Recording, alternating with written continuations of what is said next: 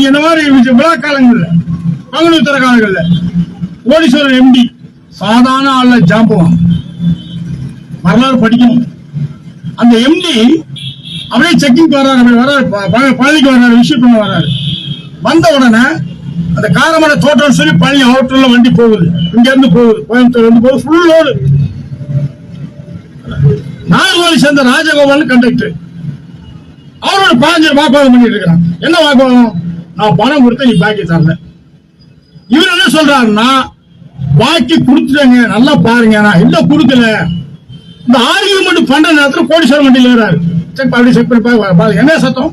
Empty சத்தம். என்ன சத்தம்? சார் நான் பணம் கொடுத்தேன் சார், பாக்கி தரேன் கண்டக்டர். என்ன பிரச்சனை சார்? பணம் கொடுத்தது என்ன படுத்த முடியா? காஞ்சர் என்ன நினைச்சிட்டு இருக்கிற? எம்டி பணம் கொடுத்தாச்சு. பக்கத்துல சொல்லுங்க, வண்டி விட்டு ஆக்கி விட்டு.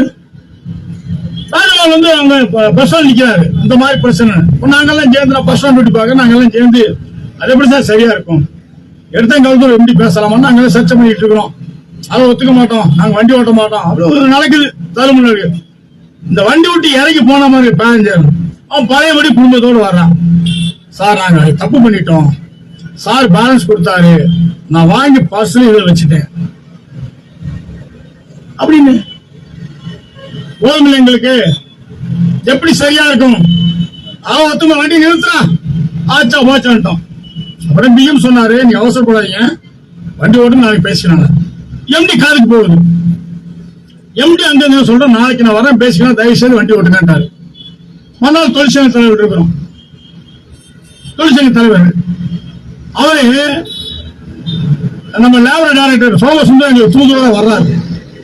வண்டி நல்லா உட்கார வச்சு, எம்டி சொன்னதை அப்படியே உங்களுக்கு சொல்லுகிறேன். என்ன சொன்னார் சார்? நான் நேற்று அவசரப்பட்டு முடிவெடுத்தது தப்பு என்பதை தெரிவித்துக் கொள்கிறேன். 1. 2, என் சக தொழிலாளி டிபார்ட்மெண்ட்டுக்கு வேலை செய்யக்கூடிய சக தொழிலாளருடைய கஷ்டங்களையும் நஷ்டங்களையும் சிரமங்களையும் புரிந்து கொள்ளாதவனாக நான் எம்டியாக இருந்திருக்கிறேன், வெட்கப்படுகிறேன். 2. 3, நான் மன்னிப்பு கேட்கிறேன்.